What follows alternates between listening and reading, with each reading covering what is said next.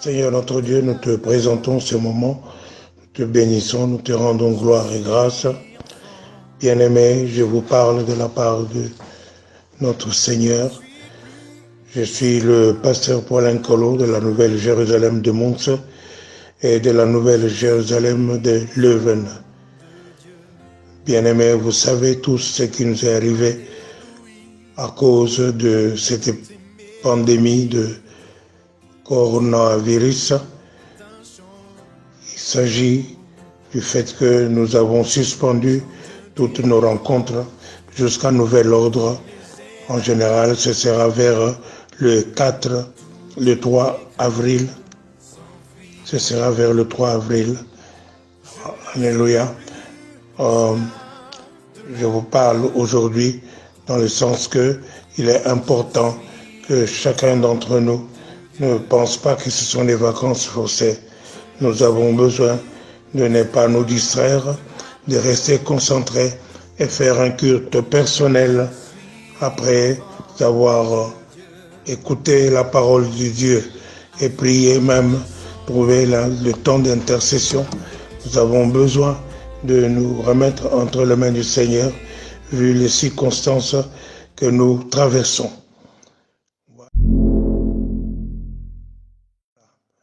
Dimanche passé, j'ai commencé à prêcher la parole de Dieu en mentionnant la colère de Dieu sur l'humanité, sur le monde, sur Sodome et Gomorrhe. Ainsi, nous avons vu dans Genèse 18, à partir du verset 12 jusqu'à 17. Tu peux lire?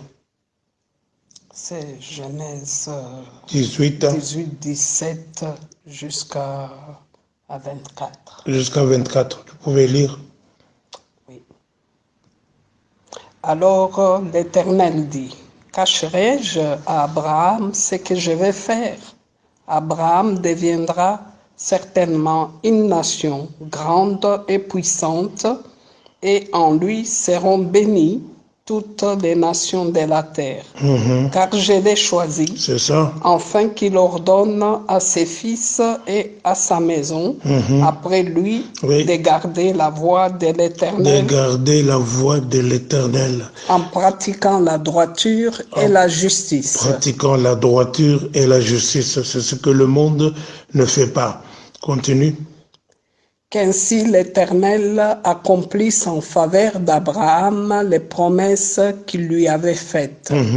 Et l'Éternel dit, Oui. les cris contre Sodome et Gomorrhe s'est accru, Oui. et leur péché est énorme.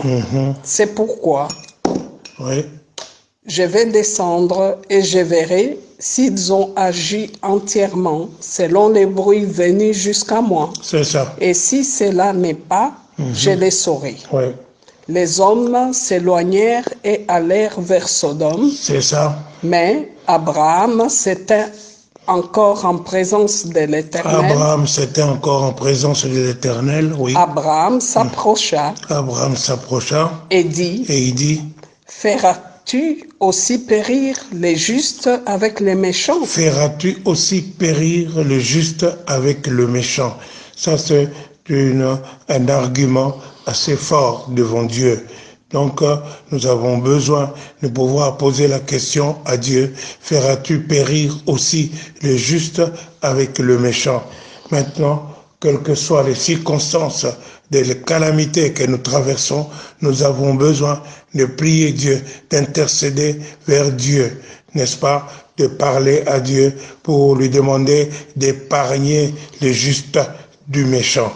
Alléluia, d'épargner les justes, que le Seigneur puisse garder. Continue. Peut-être y a-t-il 50 justes au milieu de la ville. C'est ça. Les feras-tu périr aussi et ne pardonneras-tu pas la ville à cause des 50 justes qui sont au milieu d'elle? Oui, écoutez la réponse de Dieu. Faire mourir les justes avec les méchants, en sorte qu'il en soit du juste comme du méchant loin de toi. Loin de toi, c'est Cette manière d'agir, loin de toi. ouais. Celui qui juge toute la terre n'exercera-t-il pas la justice? Et l'Éternel dit, Oui. si je trouve dans Sodome 50 justes au milieu de la ville, je pardonnerai à toute la ville à cause d'eux. Oui, voilà. Voilà le genre d'intercession que nous devons avoir, intercéder pour les nôtres qui sont malades, les justes, les enfants de Dieu, les serviteurs de Dieu, tous ceux qui sont malades, qui sont atteints par le coronavirus. Nous avons besoin de pouvoir prier comme Abraham et intercéder de telle façon que Dieu va pouvoir les faire sortir des problèmes et de l'affaire du coronavirus. Ainsi, nous avons vu aussi le deuxième type d'intercession, c'est dans le Ésaïe 38, à partir du premier verset jusqu'à 5 versets. Continue. En ces temps-là, Ézéchias fut malade à la mort. Oui. Le prophète Ésaïe, fils d'Amoz, vint auprès de lui et lui dit, ainsi parle l'Éternel. Ainsi parle l'Éternel. Donne tes ordres à ta maison. Donne tes ordres à ta maison. Car tu vas mourir. Car tu vas mourir. Et tu ne vivras plus. Et tu ne vivras plus. Ézéchias tourna son visage contre le mur. Ézéchias tourna son visage contre le mur. Et fit cette prière à l'Éternel. Cette prière à l'Éternel. Ô Éternel, ô Éternel, souviens-toi que j'ai marché devant ta face. Souviens-toi que j'ai marché devant ta face avec fidélité et intégrité de cœur. Intégrité de cœur, oui. Et que j'ai fait ce qui est bien. J'ai fait ce qui est bien à tes yeux. À tes yeux. Et Ézéchias répandit d'abondantes larmes. Répandit d'abondantes larmes. Ça, c'est la prière d'Ézéchias. C'est la prière que nous devons faire pour nos bien-aimés qui sont, n'est-ce pas, atteints par la maladie. Ainsi, nous voyons que nous demandons à Dieu de regarder comment ils ont marché, de regarder comment ils ont servi le Seigneur, que le Seigneur puisse avoir la miséricorde sur eux, que le Seigneur puisse intervenir et les faire sortir de cette épidémie. Au nom de Jésus-Christ.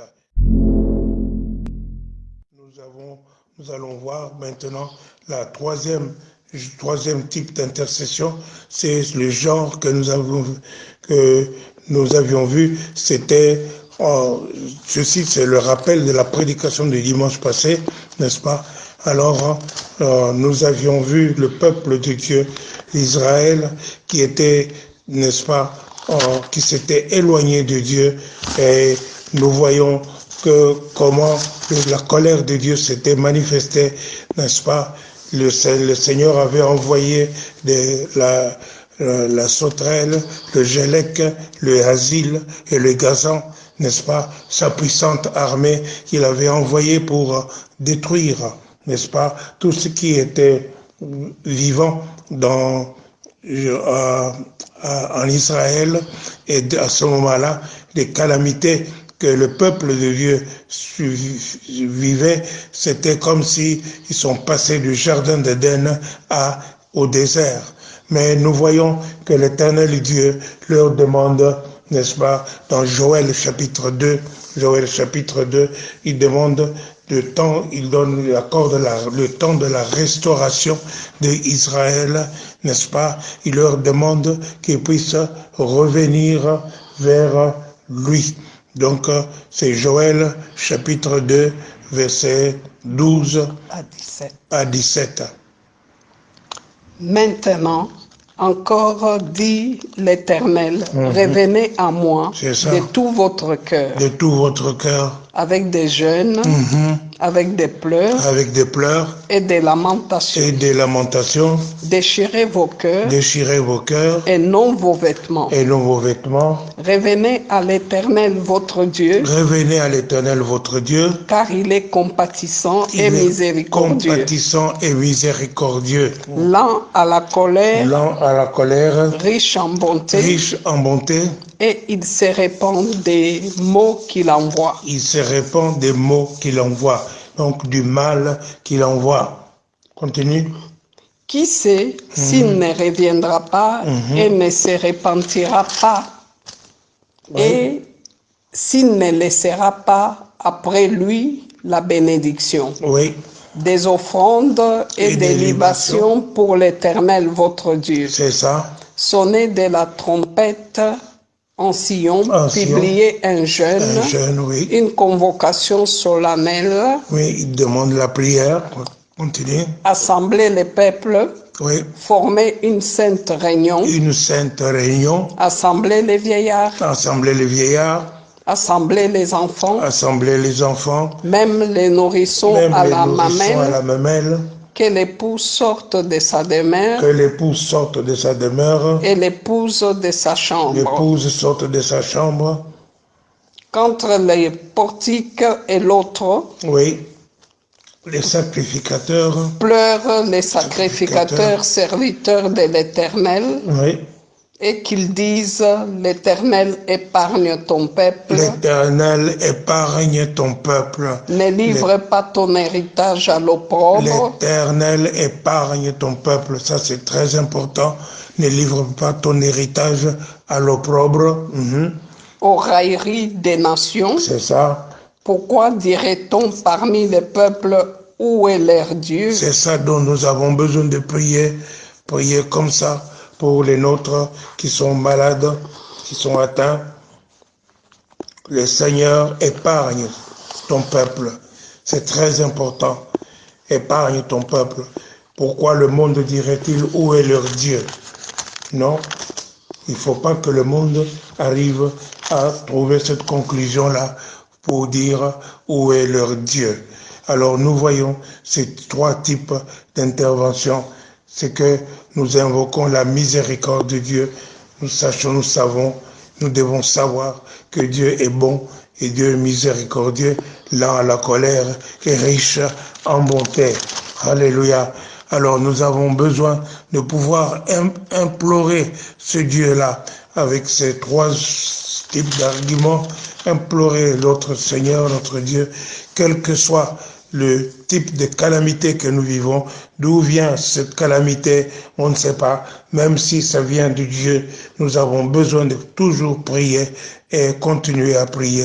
Et je conseille maintenant chaque peuple, chaque membre de l'Église, n'est-ce pas, de pouvoir réunir les membres de sa famille et de pouvoir, n'est-ce pas, faire un culte familial, un culte personnel et de pouvoir prier, à intercéder, n'est-ce pas, pour des gens dont ils savent que ces gens sont des enfants de Dieu.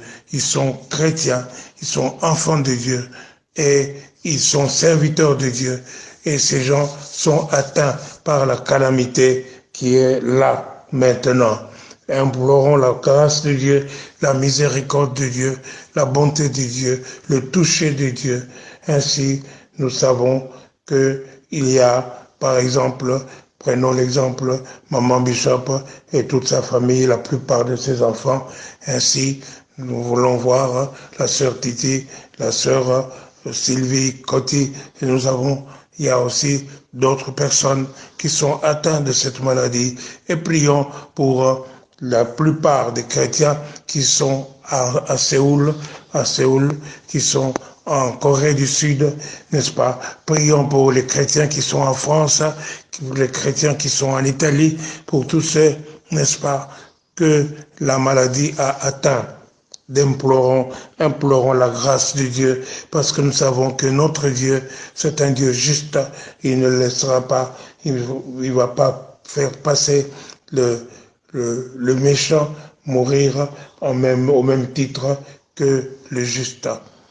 Alléluia.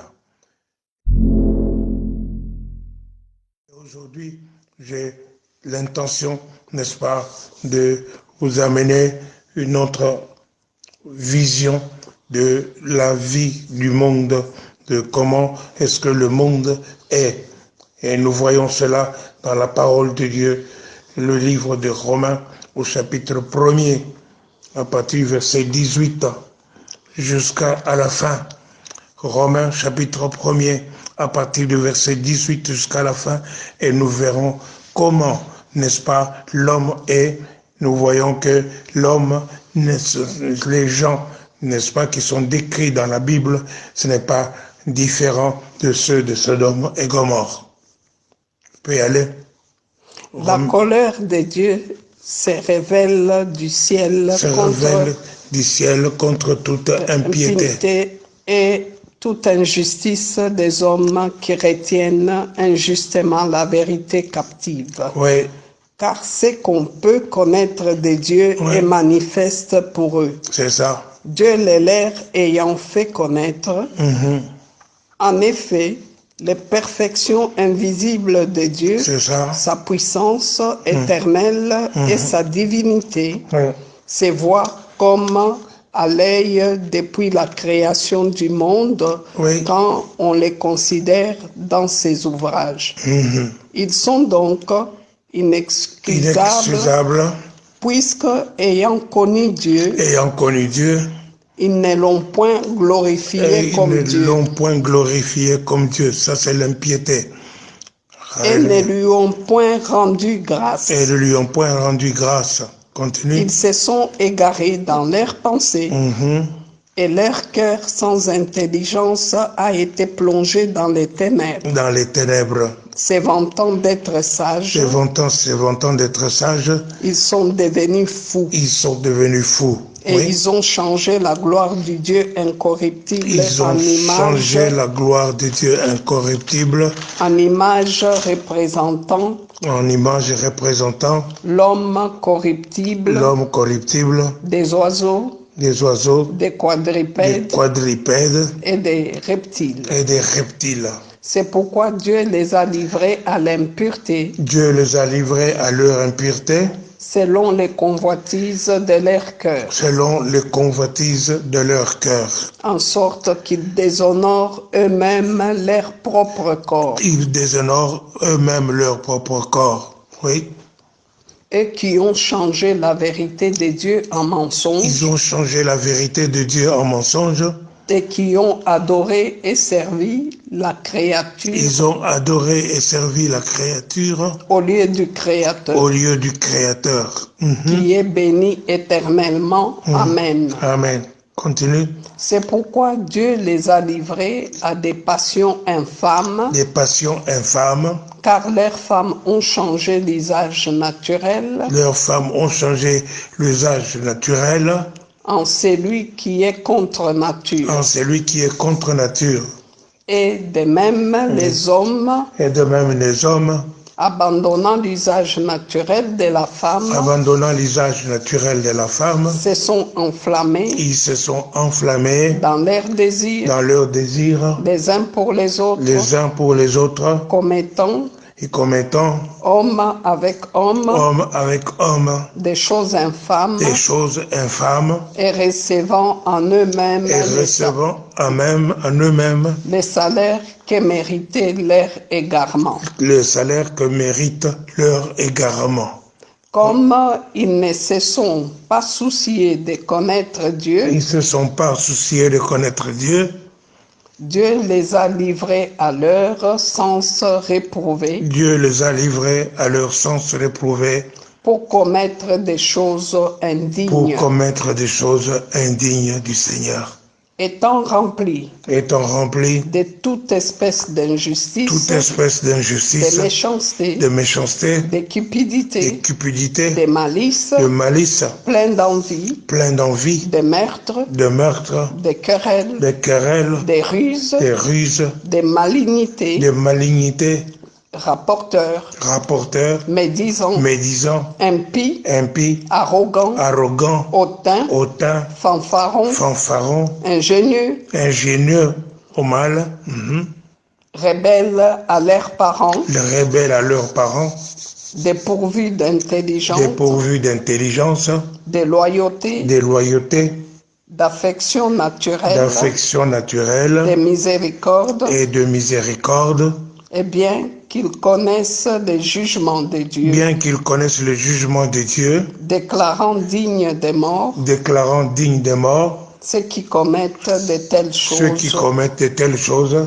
non seulement ils le font, mais ils approuvent ceux qui le font. Ils approuvent ceux qui le font.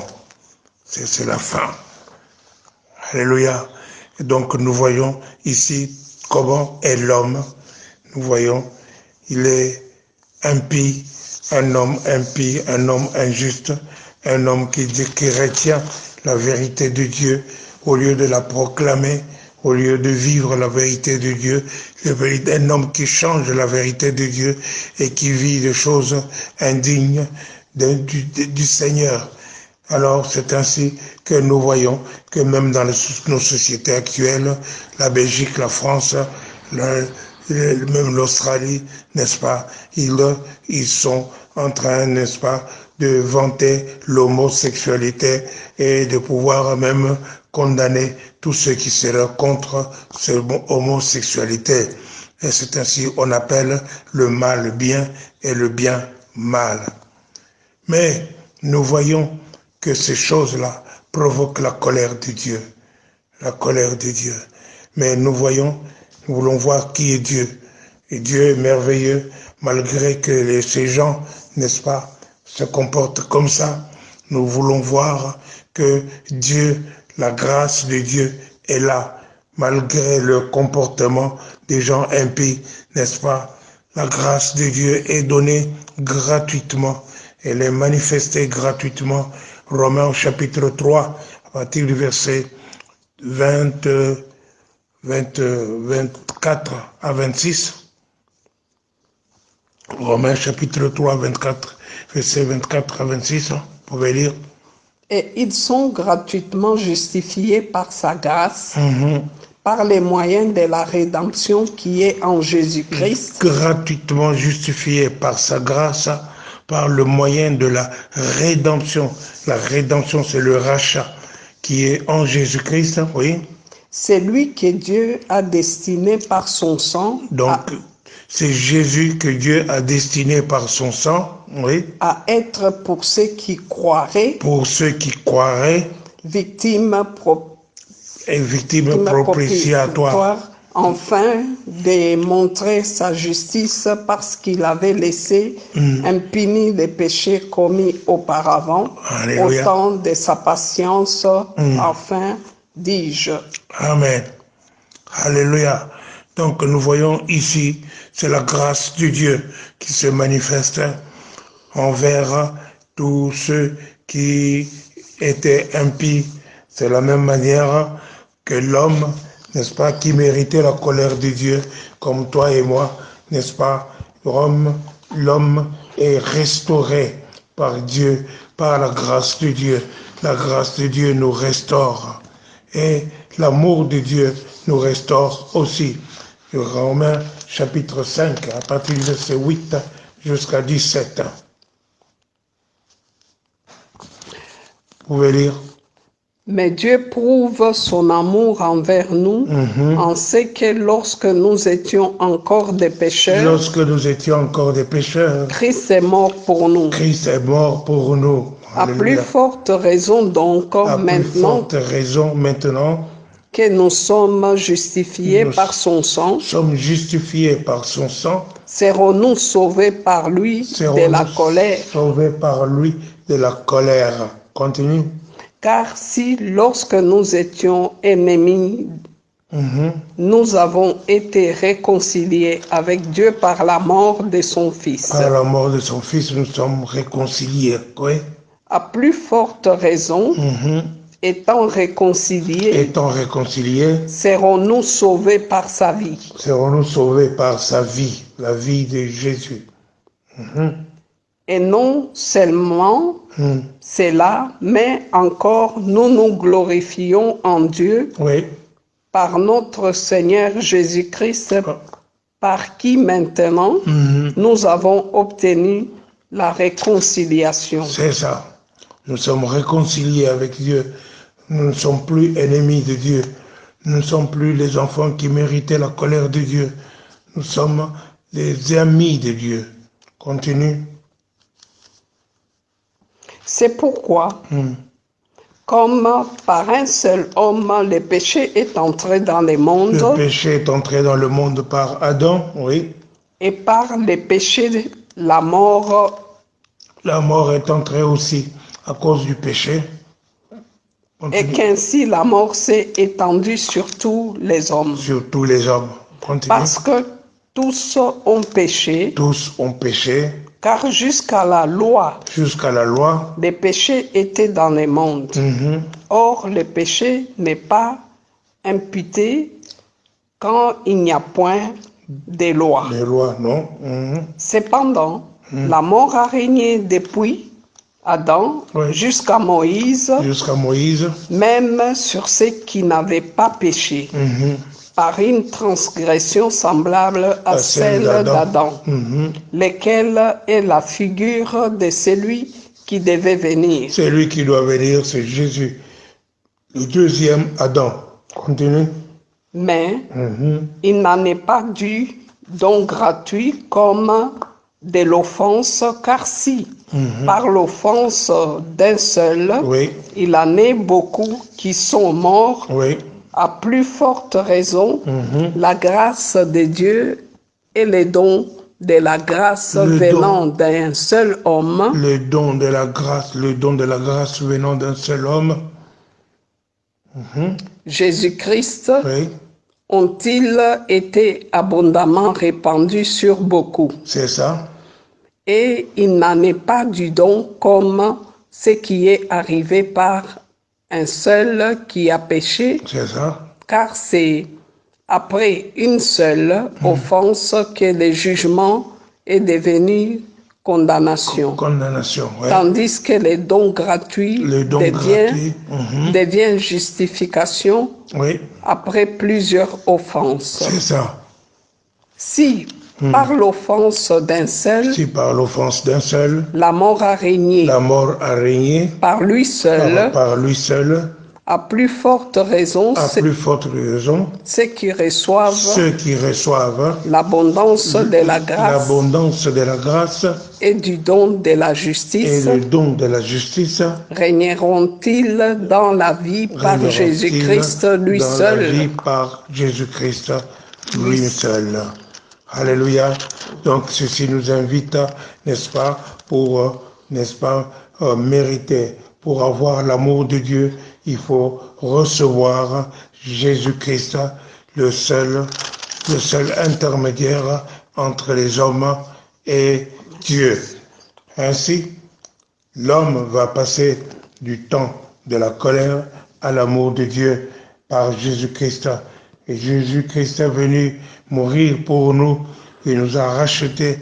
Il a fait que nous sommes devenus amis de Dieu et nous sommes réconciliés avec Dieu, n'est-ce pas?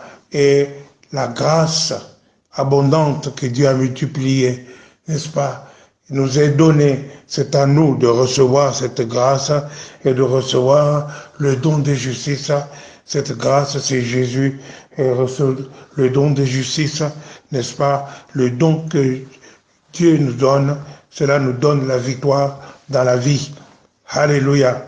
Ainsi, nous voyons dans le Romains au chapitre 6, n'est-ce pas, que le salaire du péché, c'est la mort, n'est-ce pas? Pendant que nous étions, n'est-ce pas, des pécheurs, nous étions morts, nous étions dans la mort. Le salaire du péché, c'est la mort, mais le don gratuit de Dieu, et c'est la vie éternelle par Jésus-Christ. Alléluia, ce don est gratuit. Donc Romains chapitre 6, verset 23, vous pouvez le lire. Car le salaire du péché, c'est la mort. C'est la mort. Mais le don gratuit de Dieu, c'est la vie éternelle. C'est la vie éternelle. En Jésus-Christ, en Jésus-Christ, notre Seigneur. Notre Seigneur. Alléluia. Donc, nous avons besoin de recevoir ce don, le don que Dieu nous donne gratuitement. C'est ce Jésus, il nous le donne gratuitement. Car Dieu a tant aimé le monde qu'il a donné son Fils unique afin que quiconque croit en lui ne périsse point, mais qu'il ait la vie éternelle. Alors, n'est-ce pas, Dieu nous donne la vie éternelle. Chacun d'entre nous a la vie éternelle. Maintenant que nous avons la vie éternelle, nous avons besoin de vivre d'une autre façon. Non pas vivre d'une façon que nous vivions avant, comme quand nous étions des pécheurs, mais non, nous ne sommes plus des pécheurs, nous sommes rachetés, nous sommes des enfants de Dieu. Alléluia. Donc, nous pouvons lire dans Romains chapitre 8, verset 1 jusqu'à verset 26, 27. Alléluia. Romains 8, chapitre 1er, verset 1. Il n'y a donc maintenant aucune condamnation pour ceux qui sont en Jésus-Christ. Je venais de vous dire, n'est-ce pas, qu'il faut que vous puissiez recevoir Jésus-Christ. Et si vous recevez Jésus-Christ dans votre vie, il n'y aura plus de condamnation sur vous. Il n'y a plus de condamnation sur vous parce que tu es en Jésus-Christ. Parce que vous êtes en Jésus, il n'y a plus de condamnation pour ceux qui sont en Jésus-Christ. Car, en effet, la loi de l'esprit de vie, en Jésus-Christ m'a affranchi. En Jésus-Christ m'a affranchi de la loi du péché, et de la mort. Alléluia. Donc la loi de l'esprit de vie. Donc je dois vivre maintenant autrement, vivre par l'esprit, vivre selon l'esprit de Dieu. La loi de l'esprit de vie m'a affranchi, m'a libéré de la loi du péché et de la mort. Donc je ne vais plus vivre selon le péché, je ne vais plus, la loi du péché n'a plus rien à faire sur moi. Je ne vais plus subir la loi du péché, je suis libre de péché et donc j'ai la vie. Donc je suis libre de la loi du péché et de la mort à cause de la loi de l'esprit de vie. Continue. Car chose impossible à la loi, parce que la chair la rendait sans force, Dieu a condamné les péchés dans la chair. Dieu a condamné le péché dans la chair. Alléluia. En envoyant à cause du péché son propre Fils dans une chair semblable à celle du péché. C'est ça. Et c'est là afin que la justice de la loi fût accomplie en nous. Soit accomplie en chacun d'entre nous. Alléluia. Alléluia. Continue. Et c'est là enfin que la justice de la loi fut accomplie en nous qui marchons, non selon la chair. Nous marchons non selon la chair, mais selon l'esprit. Mais selon l'esprit. Voilà, ça c'est une autre manière de marcher. Nous marchons non pas selon la chair, mais nous marchons selon l'esprit de Dieu. La vie que nous devons mener maintenant, c'est la vie de l'esprit. Alléluia. Continue. Ceux, en effet, qui vivent selon la chair s'affectionnent aux choses de la chair. Ils aiment les choses de la chair. Continue. Tandis que ceux qui vivent selon l'esprit s'affectionnent aux choses de l'esprit. Oui, voilà. Continue. Et l'affection de la chair, c'est la mort. C'est la mort. Tandis que l'affection de l'esprit, c'est la vie et la paix. C'est la vie et la paix. C'est la vie et la paix. L'affection de l'esprit. Si tu aimes les choses spirituelles, les choses de l'esprit de Dieu, alors tu vis et tu es dans la paix. Continue. Car l'affection de la chair est inimitié contre Dieu. L'affection de la chair est inimitié. C'est comme tu es un ennemi de Dieu. Si tu vis charnellement, c'est comme si tu devenais un ennemi de Dieu. Mais l'affection de l'esprit, parce qu'elle ne se soumet pas à la loi de à la Dieu loi de Dieu, oui. et qu'elle ne le peut même pas. Or, ceux qui vivent selon la chair C'est ça. ne sauraient plaire à Dieu. Il saurait plaire à Dieu. Pour vous, Mhm. vous ne vivez pas selon la chair, Non, non. mais selon l'esprit, Selon l'esprit, si du moins l'esprit de Dieu habite en vous. si du moins l'esprit de Dieu habite en vous. La parole de Dieu nous dit dans Actes chapitre 2, verset 38, donc répentez-vous et vous recevrez le pardon de vos péchés. Et c'est alors que l'Esprit de Dieu viendra et vous recevrez le don du Saint-Esprit. L'Esprit de Dieu est en vous après la repentance de nos péchés. Donc, n'est-ce pas, là, si l'Esprit de Dieu habite en vous, dans ce cas, à ce moment-là, vous pouvez marcher selon l'Esprit de Dieu. Continue. Si quelqu'un n'a pas l'esprit de Christ, Si quelqu'un n'a pas l'Esprit de Christ, il ne lui appartient pas. il ne lui appartient pas. Et si Christ est en vous, Si Christ est en vous, le corps est vrai, le corps est vrai, est mort à cause du et péché, à cause du péché, mais l'esprit l'Esprit, est vie à cause de la justice. l'Esprit est vie à cause de la justice. Continue. Si l'esprit de celui qui a ressuscité Si Jésus l'Esprit de celui qui a ressuscité Jésus d'entre les morts d'entre les morts habite en vous, habite en vous, celui qui a ressuscité Christ d'entre les morts c'est lui qui a ressuscité Christ entre les morts, prendra aussi la vie prendra aussi la vie, rendra aussi la vie à vos corps à vos mortels corps mortels par son esprit qui habite en vous. par son esprit qui habite en vous. Donc ceci veut dire que si vous avez l'Esprit de Dieu en vous, n'est-ce pas, l'Esprit de Dieu va communiquer la vie à chaque partie de ton corps. Chaque partie de votre corps va recevoir la vie de Dieu. Et même si cette partie est malade, et si elle allait mourir, elle reçoit le contraire, au contraire la vie, parce que l'Esprit de Dieu a ressuscité Jésus-Christ d'entre les morts. Et ce même esprit-là communique la même vie à ceux qui ont l'Esprit de Dieu en eux. Alléluia. Continue.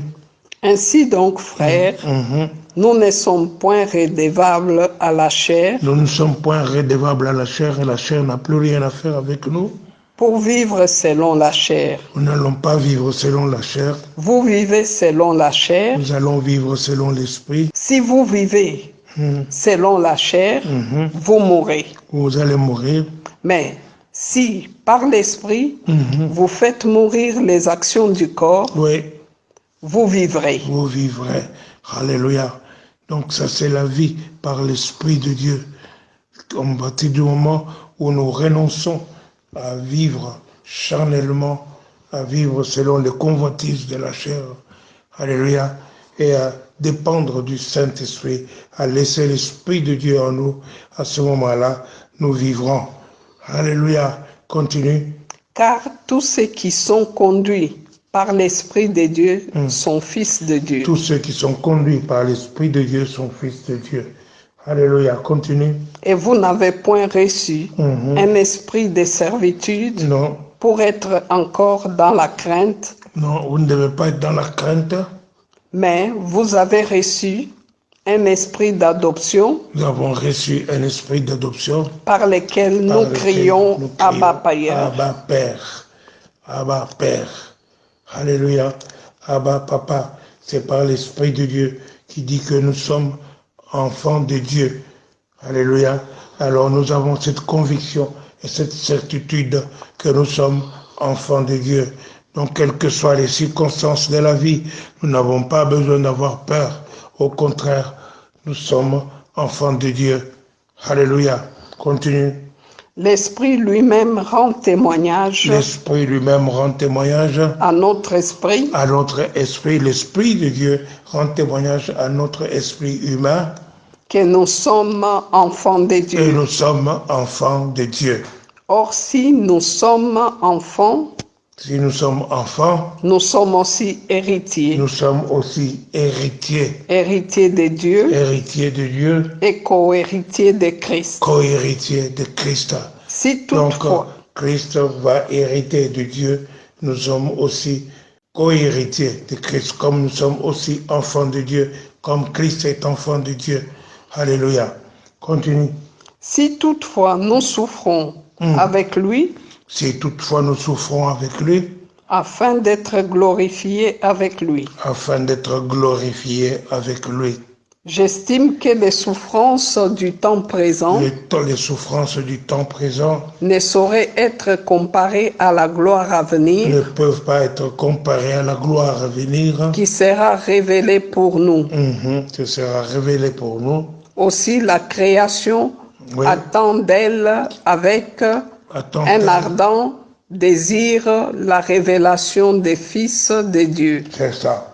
Car la création a été soumise à la vanité, non de son gré, mais à cause de celui qui y a soumis, avec l'espérance qu'elle aussi sera affranchie de la servitude de la corruption, pour avoir part à la liberté de la gloire des enfants de Dieu. C'est ça. Or, nous savons que jusqu'à ces jours, la création tout entière soupire et souffre des douleurs de l'enfantement. Oui.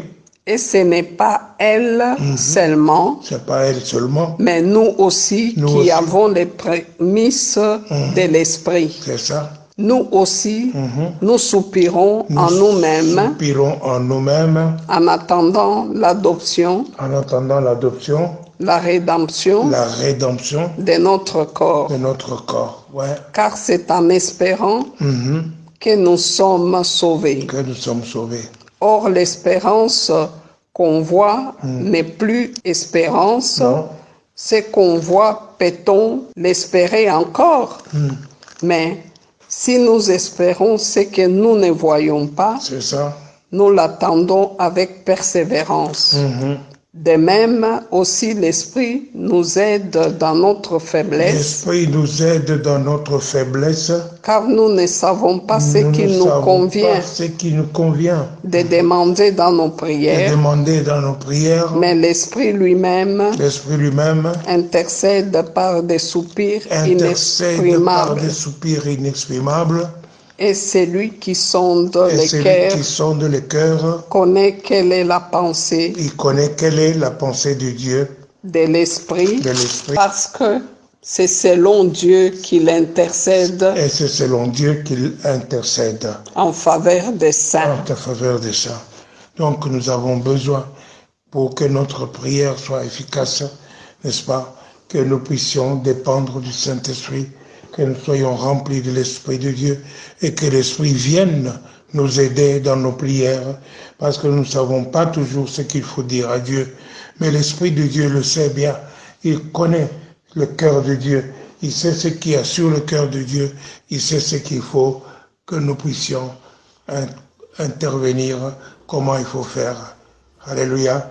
Alors il intervient dans nos cœurs, dans nos vies, par des soupirs et des gémissements. Alléluia. Amen. Donc maintenant nous avons vu, n'est-ce pas, la vie de Dieu, la vie de l'homme, l'homme impie, l'homme sans Dieu. Et puis nous avons vu la grâce de Dieu que Dieu a manifestée envers l'homme, l'amour de Dieu que Dieu nous a manifesté, nous a donné. Alléluia. Et nous comprenons le don que Dieu nous a donné pour avoir la vie éternelle. Et en plus de ça, il nous donne non pas seulement Jésus, il nous donne aussi l'Esprit de Dieu pour que nous puissions vivre selon l'Esprit de Dieu et que nous cessions d'être charnels et que nous vivions selon l'Esprit de Dieu. Alléluia. Donc maintenant, nous avons besoin de nous passer du temps dans la prière et selon l'Esprit de Dieu et intercéder selon Dieu. Nous avons besoin d'intervenir dans la vie de chaque personne. Alléluia. Que le Seigneur nous aide, qu'il vienne nous aider dans notre intercession, que nous puissions passer ce temps, non pas comme des gens à la plage, non, dans les vacances, non, nous avons besoin, même chez nous, de faire un culte personnel pour pouvoir ne pas être éloigné de Dieu. Parce que lorsque nous éloignons de Dieu, nous méritons à ce moment-là la colère de Dieu. Nous avons besoin de revenir vers notre Dieu, répandre nos cœurs vers notre Dieu, ouvrir nos cœurs vers notre Dieu. Et à ce moment-là, savoir combien Dieu est bon et goûter sa bonté envers nous, goûter sa miséricorde envers nous, goûter, n'est-ce pas, sa puissance envers nous dans les moments difficiles. Et nous n'avons pas besoin d'avoir peur des circonstances que nous traversons, quelle que soit la situation, quel que soit le problème, quelle que soit la calamité par laquelle que nous affrontons. Nous avons besoin de savoir qu'avec Dieu, nous aurons la victoire. Amen. Seigneur notre Dieu, nous te bénissons pour ta parole. Nous voulons, Seigneur notre Dieu, que ta parole nous aide à être des hommes restaurés, à être des hommes amis de Dieu, que ta parole nous aide à être conversés avec toi, être en prière avec toi, et que nous puissions intercéder à chaque instant. Seigneur notre Dieu, que ton esprit nous vienne en aide, que ton esprit nous conduise. Nous voulons nous soumettre à toi.